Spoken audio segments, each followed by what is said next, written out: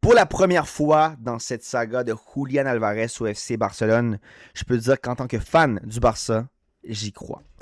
Le joueur argentin a déclaré en entrevue d'après-match suivant le match de l'Argentine contre l'Autriche en Coupe du Monde que le mieux pour tout le monde, pour tous les camps, incluant pour lui, pour le Barça et pour l'Atlético Madrid, ou en fait pour les équipes qui sont dans son dossier de transfert, le mieux, ça serait qu'il soit transféré.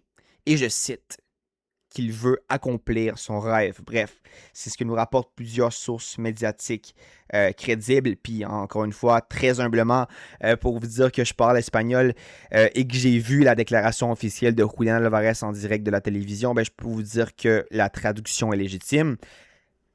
Julián Alvarez a dit et a déclaré publiquement qu'il veut partir de l'Atlético Madrid. Et évidemment, est-ce qu'il a nommé le FC Barcelone? Non. Mais on peut évidemment croire que c'est une référence envers l'équipe Blaugrana. Tu te rends compte que dès ses 11 ans, en 2011, il disait en entrevue pour un journal local de sa ville que ses deux équipes préférées étaient River Plate et le FC Barcelone. River Plate, une équipe d'ailleurs qui a réussi à le recruter quelques années plus tard. Ensuite de ça, les nombreuses images qu'il a pris avec... en fait, les nombreuses déclarations pour dire que Messi, c'était son idole. D'ailleurs, il avait pris une image, je crois, avec Messi dans les années 2015-2016, quand Messi était encore joueur du FC Barcelone. Ensuite de ça, son propre agent, qui est Fernando Hidalgo, a reconnu que son joueur avait une affinité pour le FC Barcelone. Il a aussi sous-entendu que le PSG et Arsenal n'étaient pas dans les plans du joueur. Bref, tout pourrait nous indiquer que l'équipe dont il fait référence, c'est le FC Barcelone. Puis bref, si vous suivez le foot depuis quand même quelques années, ben vous savez que les signes mentent pas. Donc bref, est-ce que ça pourrait être une autre équipe que le Barça? Peut-être, mais ça serait très très surprenant. Dans tous les cas, maintenant, la question à se poser, c'est qu'est-ce qui va arriver? Parce qu'il y a plusieurs scénarios qui sont possibles, puis on va le comparer à deux autres scénarios qui sont arrivés il n'y a pas si longtemps, en fait. Le premier, ça serait Kylian Mbappé. On sait très bien que lui aussi, il voulait accomplir son rêve de jeunesse, rêve qui, pour le moment, est en train de se transformer en cauchemar en termes de club. Mais bref, il a toujours été fan du Real Madrid. Puis, c'est, encore une fois, c'était pas la première fois depuis que les rumeurs avaient commencé autour des années 2020 qu'on le savait. Depuis qu'il était très jeune, il y avait des images de lui avec des joueurs mythiques du Real Madrid. Il avait déjà déclaré dans plusieurs entrevues que c'était son rêve, etc. Puis pour une première fois, laissez-moi vous citer l'année exacte, il y a eu vraiment des rumeurs que Mbappé allait signer au Real Madrid. Et comment le Paris Saint-Germain, qui était l'équipe d'Mbappé à ce moment-là, a réagi? C'est en l'isolant de l'équipe et en le privant d'aller en fait, en pré-saison, dans les matchs amicaux de pré-saison du Paris Saint-Germain. Pour vous citer la date exacte, c'est 2023. Et ensuite de ça, on peut aussi reculer dans le temps et parler du cas de Diego Costa en 2017. Donc, Diego Costa, qu'il faut dire que c'est un joueur de Chelsea dans ces années-là, avait un conflit avec le coach de Chelsea dans ces années-là, qui était Antonio Conte. Et Conte, en fait, après que Costa déclare qu'il voulait partir, ben, il a décidé de le laisser sur le banc et après, dès qu'il a eu l'opportunité, le laisser partir à l'Atlético Madrid. Donc, encore une fois, te rends compte que l'Atlético veut clairement pas vendre son joueur étoile à une équipe rivale comme le FC Barcelone. Ben, je crois qu'un scénario comme ça pourrait malheureusement arriver. En fait, les deux choses que l'Atlético va tenter de faire, ça va être que ils vont tenter probablement de vendre Julián à un prix que le FC Barcelone ne pourra pas payer ou que le FC Barcelone va pouvoir payer, mais ils vendront certainement pas à 100 millions. Parce que, évidemment, la clause libératoire de Julián n'est pas publique, mais de ce que je semble comprendre, sa clause est maximale. Donc, c'est 500 millions d'euros. Est-ce qu'il peut partir pour moins? Oui, si les trois camps s'entendent. Mais évidemment, c'est l'Atlético qui va avoir le mot final. C'est l'Atlético en fait, qui a le contrat et qui a le pouvoir. La seule manière qu'ils puissent baisser le prix, c'est que Julián leur dise clairement, si je reste ici, ben, je ne veux pas jouer, quoi que ce soit. Puis je ne sais pas à quel point ça va marcher pour l'Atlético Madrid.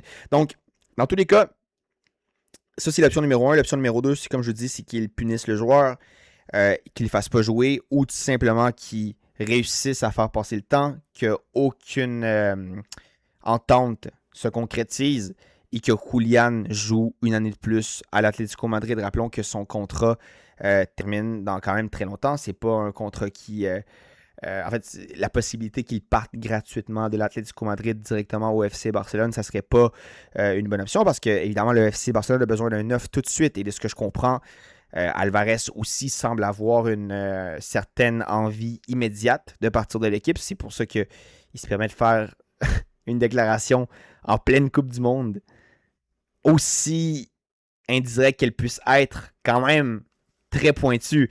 Donc, c'est fou parce que, encore une fois, j'ai très hâte de comment le dossier va arriver parce qu'on n'oublie pas que l'Atlético Madrid a dit publiquement que le joueur n'était pas à vendre.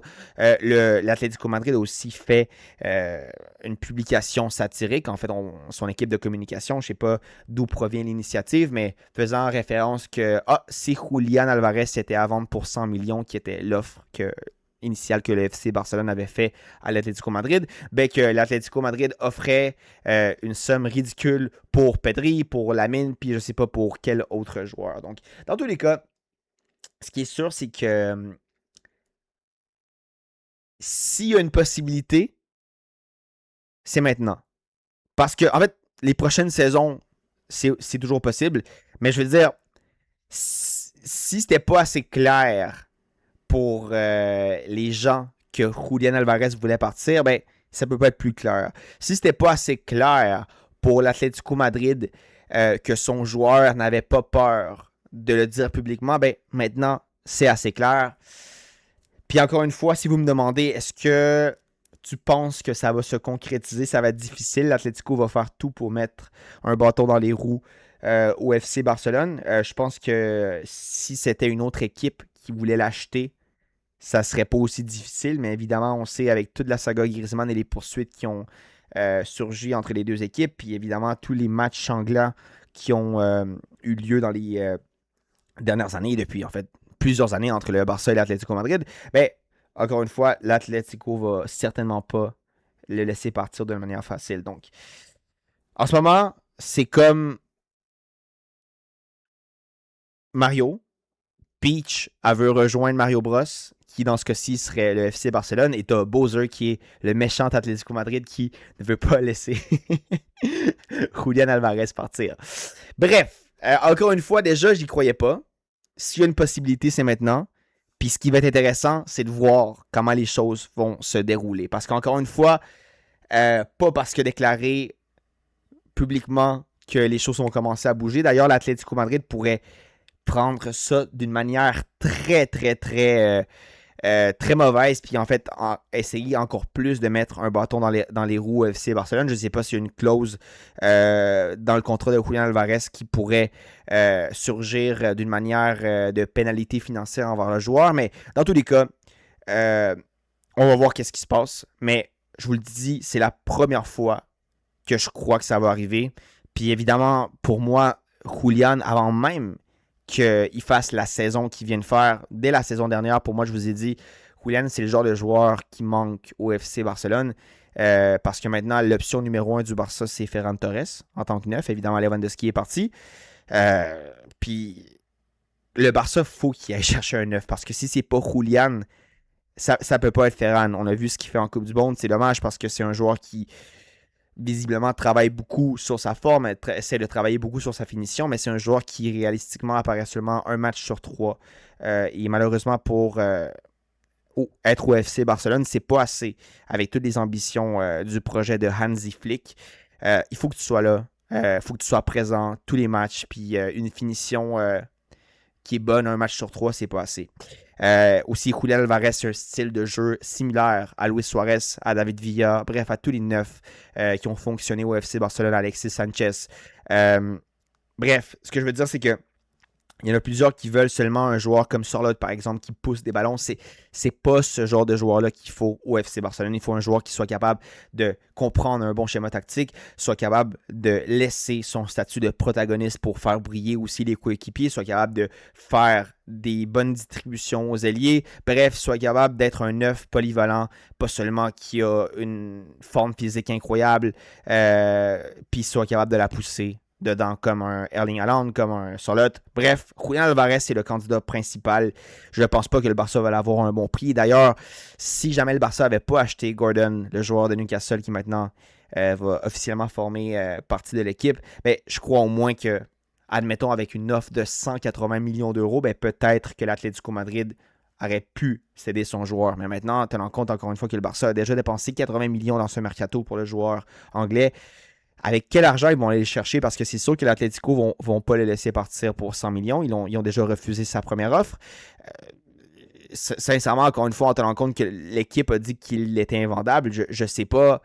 Est-ce que ça va faire comme un Neymar au PSG? Est-ce qu'on va vraiment franchir la barre des 200 millions? Je sais pas, mais c'est sûr que le prix réel, s'il y a un prix qui serait réaliste, qui était réaliste, pardon, ça irait plus vers le 200 millions que le 100 millions. Ça, je pense que c'est indéniable. Bref, c'est tout pour l'analyse d'aujourd'hui. J'ai vraiment hâte de voir encore une fois qu'est-ce qui va arriver. Je vous tiendrai au courant dès que j'ai plus d'informations. Dès que la nouvelle, qu'elle soit positive ou négative, sort, ben, je vais être le premier sur le micro pour pouvoir vous la transmettre. Un gros shout-out à ceux qui ont vu le débrief d'aujourd'hui. On se revoit demain pour un prochain, mais si c'est pas demain, ça va être une prochaine fois. À plus!